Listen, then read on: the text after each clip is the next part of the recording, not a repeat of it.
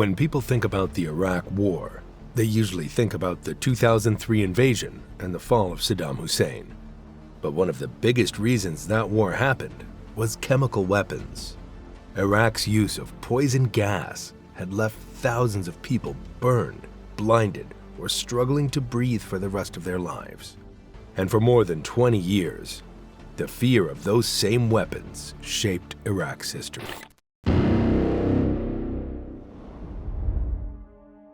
It began on September 22, 1980, when Iraqi forces crossed into Iran and started the Iran-Iraq War. Iraq was led by Saddam Hussein, who had formally become president in July 1979, after pushing aside Ahmed Hassan al-Bakr. Saddam believed Iran was weak after the 1979 Islamic Revolution, led by Ruhollah Khomeini. Iran's army had been shaken by purges. Its officers had been jailed or executed. Saddam thought this was the perfect moment to strike and take control of disputed border areas, especially around the Shatt al-Arab waterway. At first, Iraqi forces moved quickly, but the war did not go the way Saddam expected. By 1981, and especially 1982, Iran had reorganized. Iranian forces pushed back hard. Iraqi troops were forced out of most of the Iranian territory they had captured. By mid-1982, the war had shifted. Iran was now advancing into Iraqi land. Cities like Basra were under pressure. Saddam was facing the real possibility of defeat. That's when chemical weapons entered the battlefield in a serious and systematic way. Iraq had signed the 1925 Geneva Protocol, which banned the use of chemical and biological weapons in war. On paper, Iraq was committed to that ban. But behind the scenes, Iraq had already built up a chemical weapons program during the 1970s. One of the key centers of this program was the Al-Muthanna State Establishment, located near Samarra. This facility became the heart of Iraq's chemical production. Scientists and engineers worked there to produce mustard gas and nerve agents such as taboon. Some of the equipment and raw material came from foreign suppliers in Europe and elsewhere, often under the label of civilian industrial use. By 1983, as the pressure from Iran increased, Iraqi commanders began authorizing chemical strikes on the battlefield. Mustard gas was the first agent widely used. Mustard gas is not like the fast-acting nerve agents people imagine. It's a blister agent. It burns the skin, the eyes, and the inside of the lungs. Victims often don't feel the full effect immediately. Within hours, their skin forms painful blisters. Their eyes swell shut. Breathing becomes extremely difficult as the lungs fill with fluid and tissue damage spreads. Death can come slowly from respiratory failure or infection. In 1983, Iranian troops reported chemical attacks along the southern front, especially in areas near Basra and the marshlands. Iranian medical teams began seeing soldiers with severe burns that did not match normal battlefield injuries. Protective gear was limited. Many Iranian soldiers fought without proper masks or suits. Casualties started to rise in a way that could not be explained by conventional weapons alone. By March 1984, the evidence was too strong to ignore. A United Nations investigation team visited Iran and examined the victims. They confirmed that mustard gas had been used. They also found signs of taboon, a nerve agent that attacks the nervous system and can cause seizures, paralysis, and death within minutes if exposure is high enough. This was a clear violation of international law. The UN reported its findings, and the world was officially informed that Iraq had used chemical weapons in active combat. Despite that confirmation, the war didn't stop.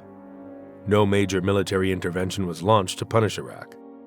Many global powers were focused on their own strategic interests in the region. Some saw Iran, after its revolution, as a bigger threat. Iraq continued receiving political and economic support from various countries, even as chemical attacks continued.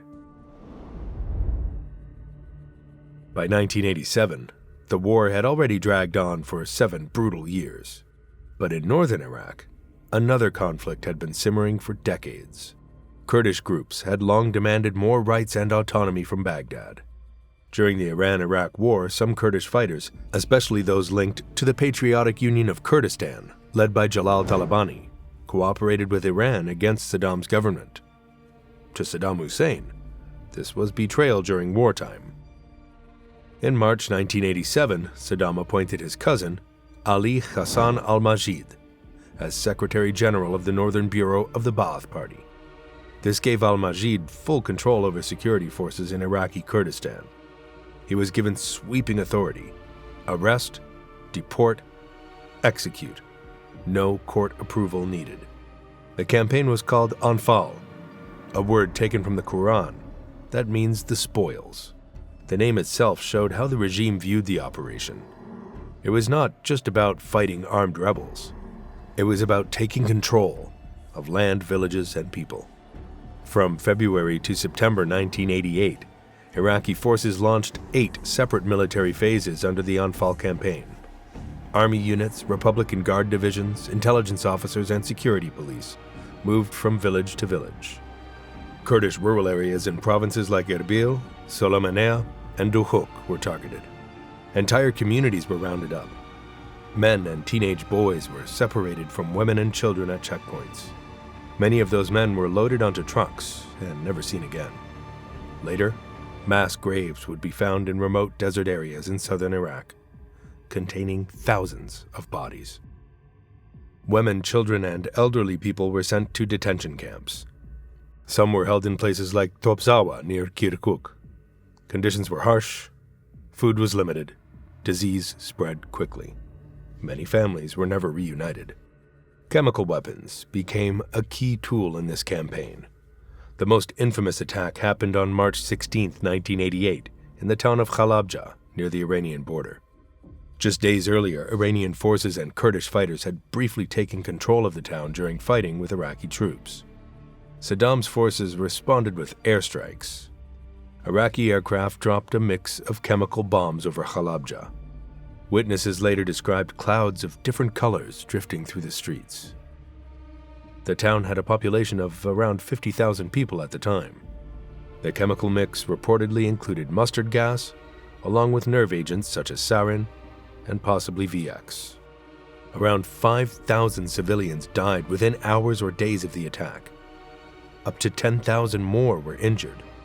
Survivors later described smelling something sweet, like apples, before their eyes began burning and their breathing became tight.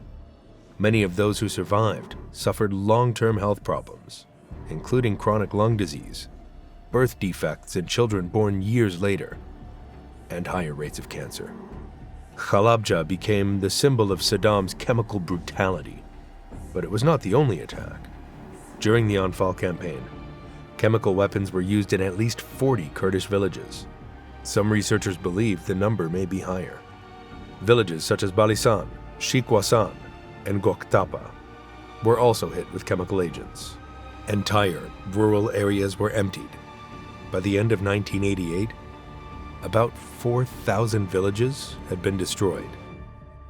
The total number of Kurds killed during Anfal is widely estimated at around 182,000. Many were executed in mass shootings. Others died from chemical exposure, starvation, or harsh detention conditions. The international reaction included condemnation from human rights organizations and some governments, but there was no direct military action against Iraq. The war ended in August 1988 with a UN-brokered ceasefire. Saddam remained in power. His chemical arsenal, though partly used, still existed. For the next 2 years, Iraq rebuilt its conventional forces and maintained its chemical capabilities. The regime had survived both the brutal war and international criticism. Then on August 2, 1990, Saddam made a decision that would bring those chemical fears back into global focus in a way no one could ignore.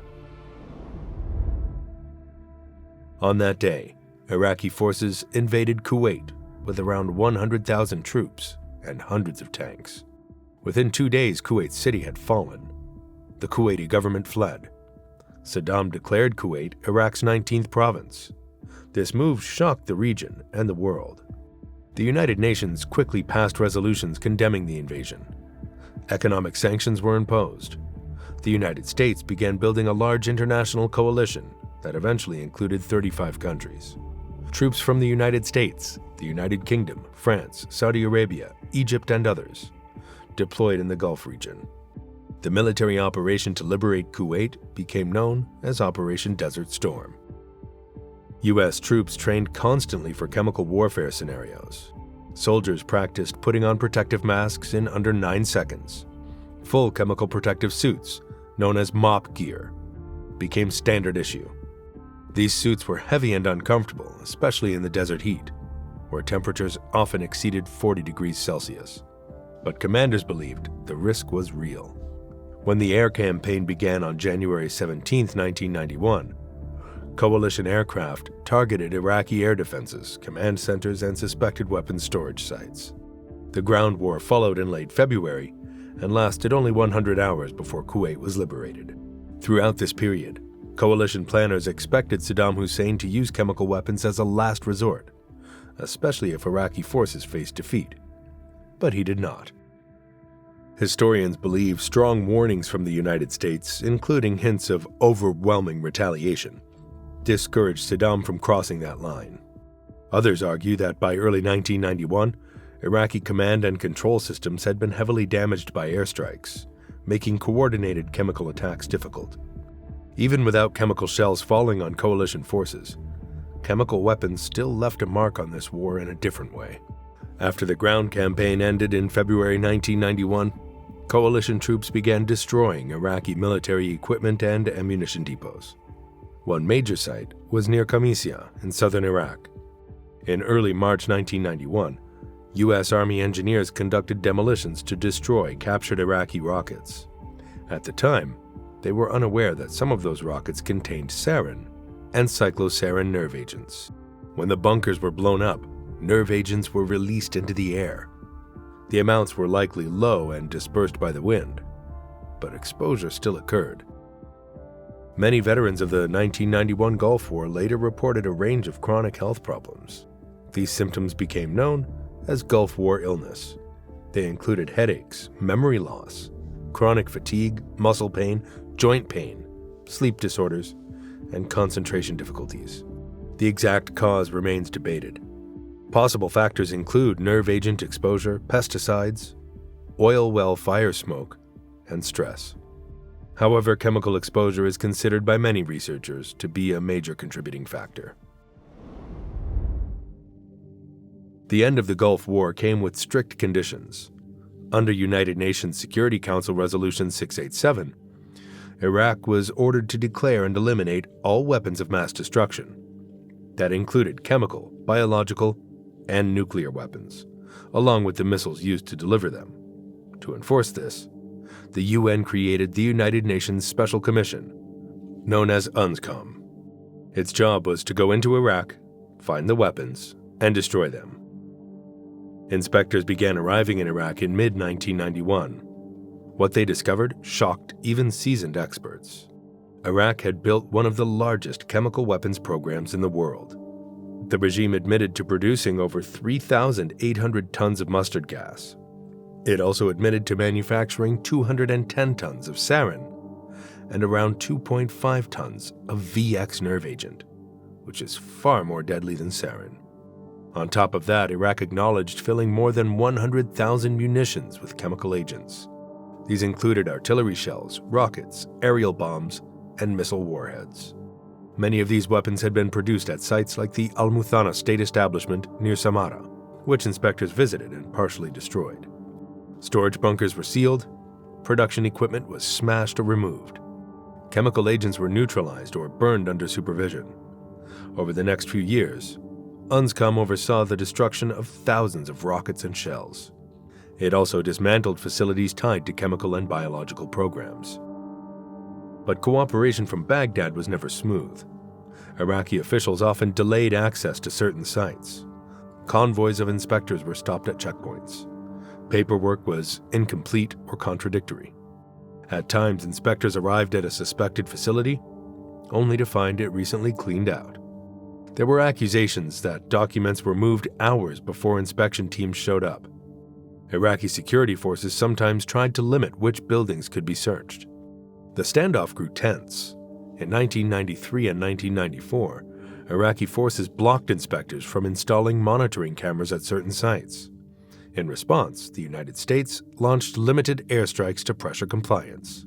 The pattern became familiar. Inspectors would demand access. Iraq would partially comply. Then another crisis would erupt. A major turning point came in August 1995. Hussein Kamal, Saddam Hussein's son-in-law and the head of Iraq's Military Industrialization Committee, defected to Jordan. Hussein Kamal had overseen large parts of Iraq's weapons programs.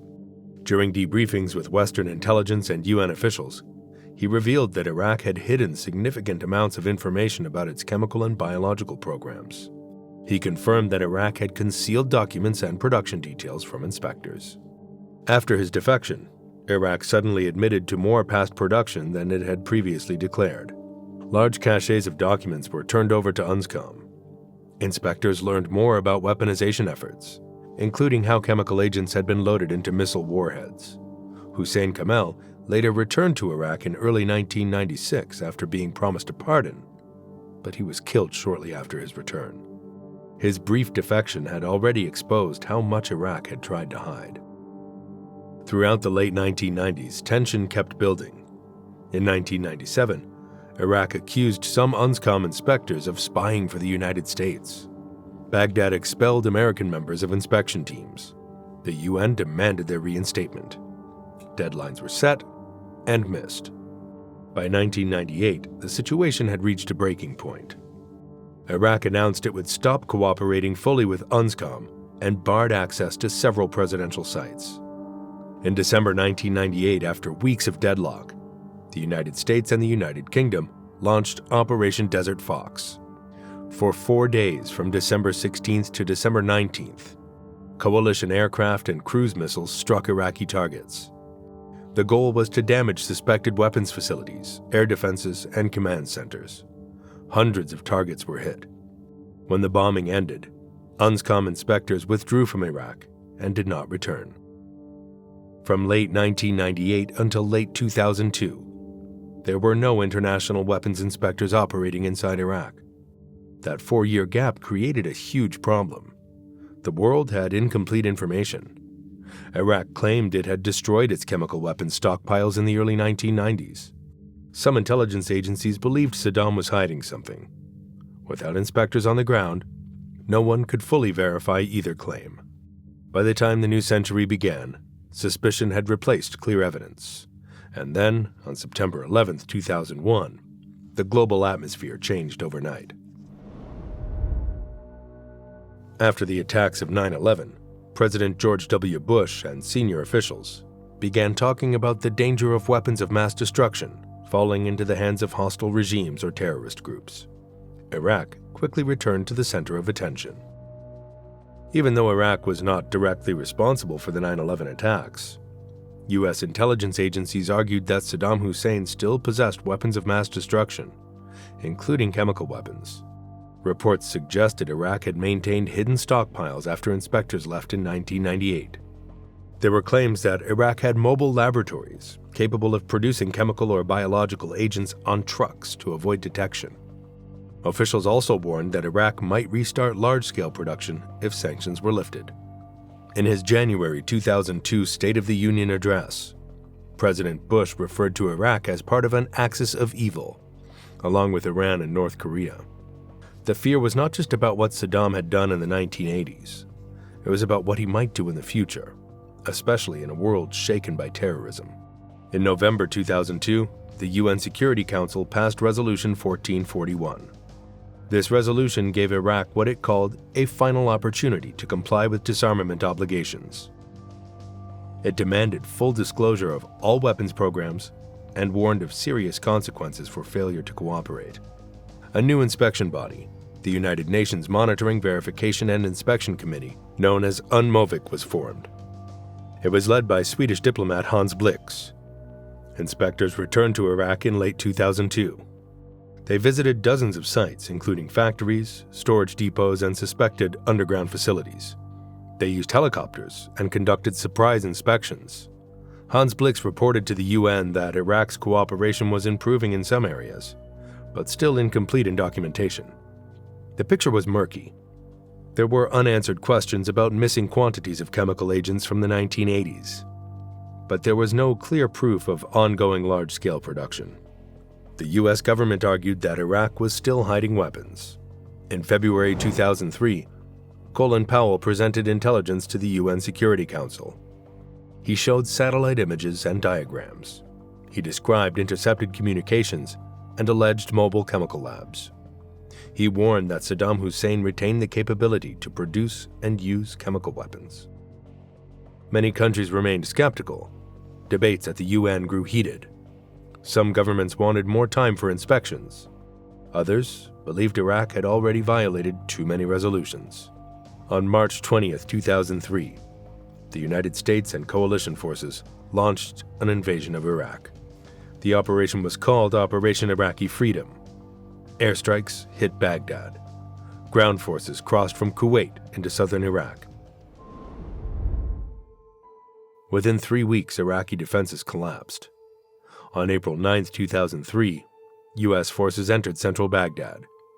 Images of Saddam Hussein's statue being pulled down in Firdos Square spread across the world. By mid-April, Saddam's government had effectively fallen. Ministries were looted. Army units disbanded. The regime that had ruled Iraq since 1979 was gone in weeks. Coalition forces began securing suspected weapons sites almost immediately.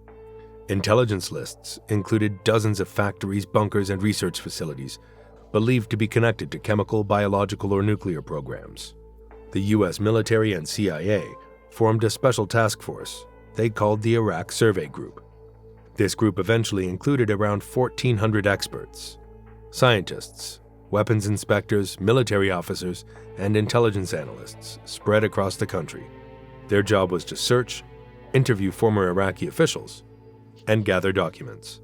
They did discover old, degraded chemical munitions dating back to the Iran-Iraq War. What they did not find were active stockpiles of chemical weapons ready for use in 2003. In October 2004, the Iraq Survey Group released its final report, known as the Dulfer Report, named after Chief Inspector Charles Dulfer. The report concluded that Iraq had ended its chemical weapons program in the 1990s, after the Gulf War. Saddam Hussein had maintained the knowledge and some dual-use equipment that could potentially restart production if sanctions were lifted. He intended to preserve the option to rebuild.